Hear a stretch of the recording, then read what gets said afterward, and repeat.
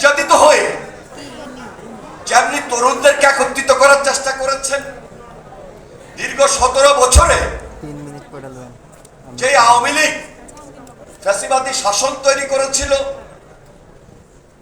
অত্যাচার করেছে, নির্যাতন করেছে, গুম করেছে, খুন করেছে, সর্বশেষ জুলাই আন্দোলনে হেলিকপ্টার থেকে নির্দেশ দিয়ে শিশু বাচ্চাটাকে পর্যন্ত হত্যা করেছে। সকল রাজনৈতিক দলের সঙ্গে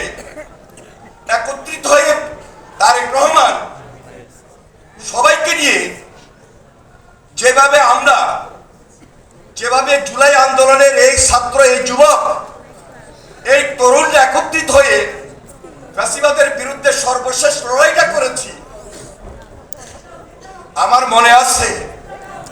সেদিন ডিবি অফিসে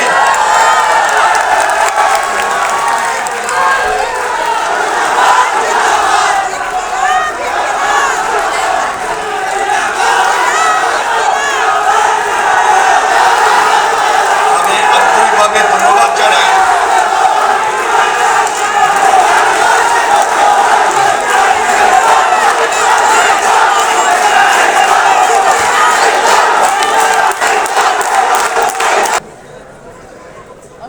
জাতীয় নাগরিক পার্টির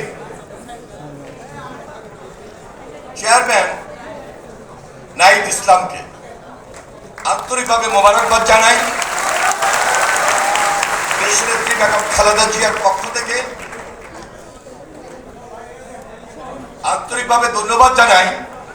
জনাব তারেক রহমানের পক্ষ থেকে, এবং এই ধন্যবাদটি জানাচ্ছি আপনাদের সবাইকে। আমার বক্তব্য প্রায় শেষ পর্যায়ে চলে এসেছিল, এর মধ্যেই প্রধান অতিথি আমাদের মাঝে উপস্থিত হয়েছে।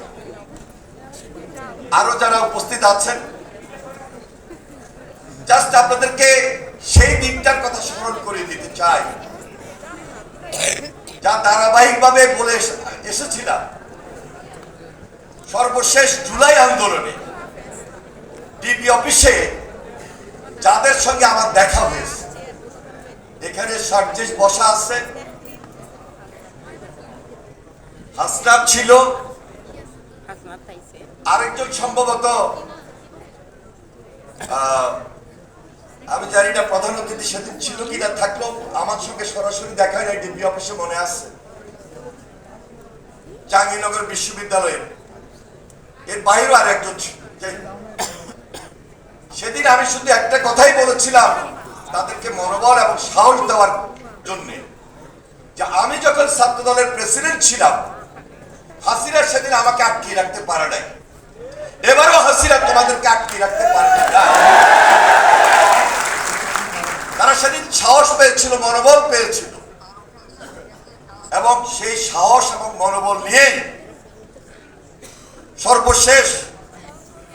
জুলাই আন্দোলন যারা করেছে, আমরা সবাই মিলে একত্রিত হয়ে এই যুবকদের নেতৃত্বে, এই তরুণদের নেতৃত্বে, এই ছাত্রদের